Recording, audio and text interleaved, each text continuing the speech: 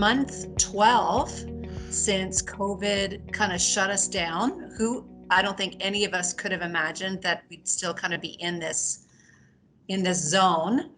And we're just wanting to touch base with people to check in, to normalize a conversation around how everyone's doing and what this massive shift in our lives, in our work world, what's that been like for everyone?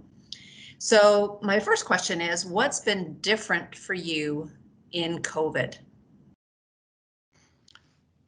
That's quite an interesting conversation. And I think it's affected me 24/7. Like, I think actually everything is completely different for me. My life pre-COVID related a lot around my connections at church, for example, and those social connections.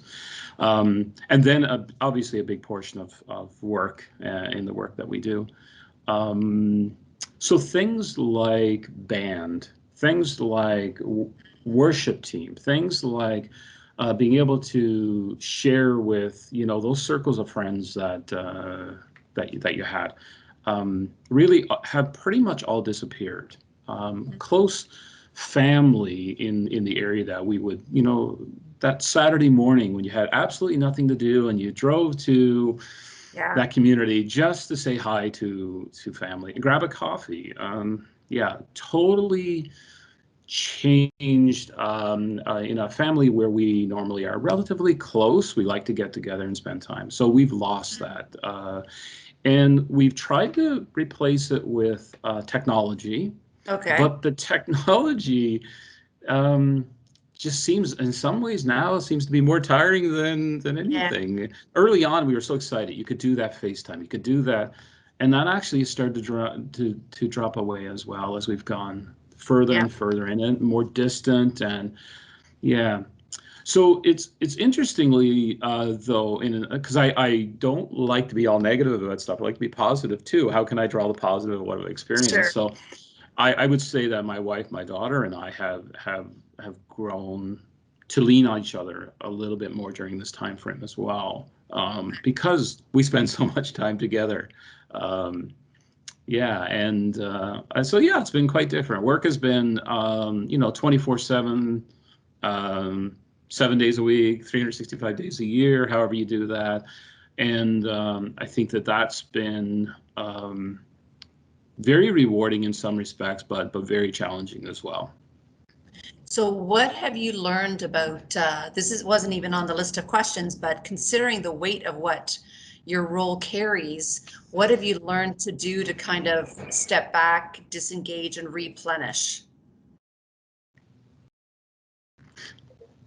We're going to edit that out. I don't know if you want to edit it out or not. I think the hesitation really is that I don't know if I've learned what to do during this time frame.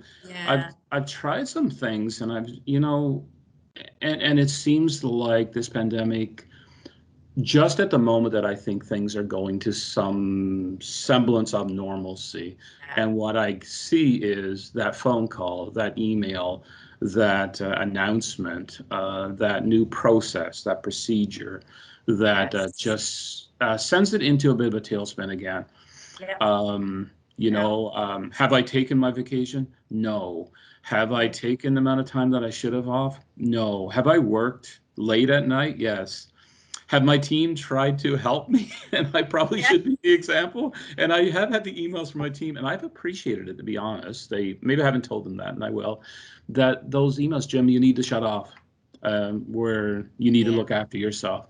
And so I would say I haven't done a really good job, but I have a team that's trying to help me with that, and as me trying to the team. So I think that team itself has actually really come together. And we are a very young team developed through the pandemic, which has been, in and of itself pretty amazing, pretty scary, and pretty interesting, all wrapped up at the same time. Yeah, no, that's a good insight. I never expected to what? Fill in the blank. I never expected to have conversations like what's going to happen if we have to shut down the shelter because we don't have enough staff, or wow. what's it going to look like in talking with the city and having to shut all the shelters in one of our areas and bring into a congregate area and try to navigate, multiple teams coming together and multiple, missions, I guess, and competing approaches to things. And yeah, um, Wow. yeah, I don't think I ever understood what it would look like to actually walk through what an outbreak looks like. Yeah. I mean, I've Mhm. done the paper exercises, right? Like you've got the policies, you've I was written gonna it say, you got the down. certificate. Exactly. But to actually walk it, and I didn't expect to be on January 26th of 2021, with still no date really on when we're going to emerge from this. Yeah. I kind of thought, okay, April 2020, yeah, March, okay, we're into May now, June, and now it's all blurred. And I think it was yesterday, it was the first case in Canada last year that was identified. And yeah, 12 months. I didn't expect that. Yeah. I thought we would have an abnormal summer, for example, and then the fall would look so amazing in 2020. Yeah. And really, it's actually gone the other way lately. Some ways it feels harder than it was back in April 2020. Yeah. Yeah. What I miss the most. Oh, that's very easy, right? It's the connection with people, Yeah. like the physical connection. The I'm an introvert, but I love being around people. I don't know if that makes any sense. Yes, it does. Like I want to sit in that band, sit in my chair. Uh, Mm. I miss making music. I miss making the mistakes. I miss the fun. I miss the tiredness of some of the activities that I would do. I miss being able to go over to my friends and sit down around a little campfire and talk about nothing that really truly actually matters. It's just simple conversation, that connection. Yeah, and even with our teams, like the ability to sit around and have a coffee. Um, to not wear headphones like this and just the person is there in front of you, Yeah. and we can share in a different way. Yeah, I really miss that. Yeah. Me too. In 6 months, I hope. 6 months would February, March, April, May, June, the July. So yeah, July, what do you hope July is going to look like? I the easy answer is I want it to be pre-COVID. I want it to go back to what it was, Yeah. but I think I've really felt that for me, and maybe for all of us. I don't think it will be the same normal that it was. I think there will be things that will remain different. Part of me in my own maybe self-reflection are identifying those things that are actually important. So there are some things that I won't go back to because they were not necessarily important in my life anymore. They weren't Mm. then. I did them out of certainly maybe route memory, if I can call it that. It was things that you did because you did them. Yeah. And I think I'd like to see more intentionality towards where I'm putting my efforts and where I'm being led. Even at my church, like where's God leading me through this, and rather than saying, you know, not saying I'm leaving the band. Don't get me wrong, but actually asking the question, why am I in band? How is that band fulfilling mission? How am I fulfilling and doing my part in that band? Uh, being more intentional, I think, is what I'm hoping that 6 months will bring. Um, a new definition of norm. I don't know how else to kind of say it, but that's how I see it. Yeah.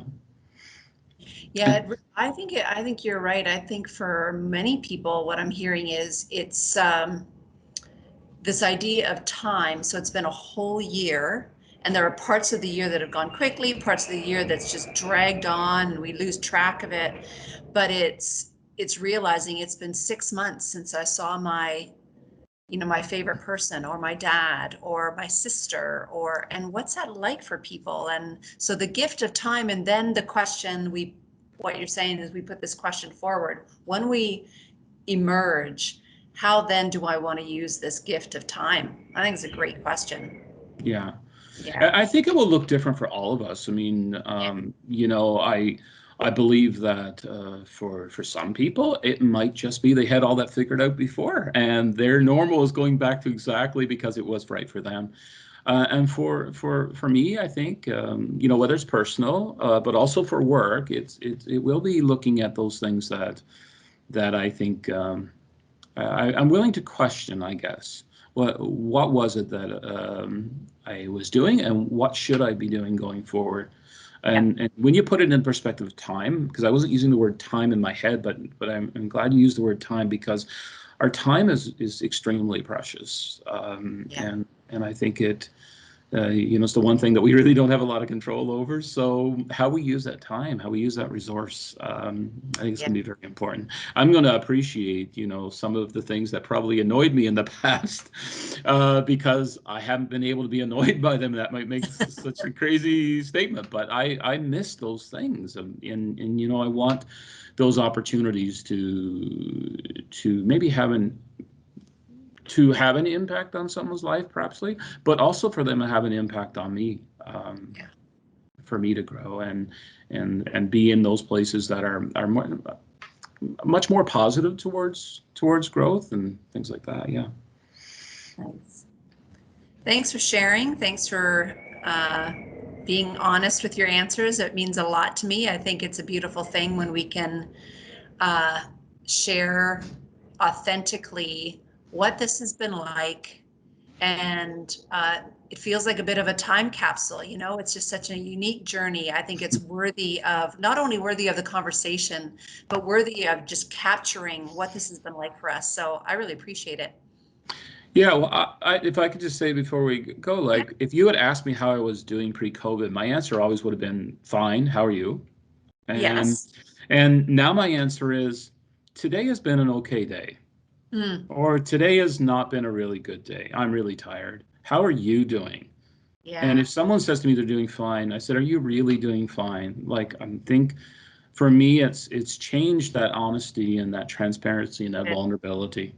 Yeah, yeah. So, That's pretty neat. mhm. Thanks again. Bye for now. Thank you. Bye.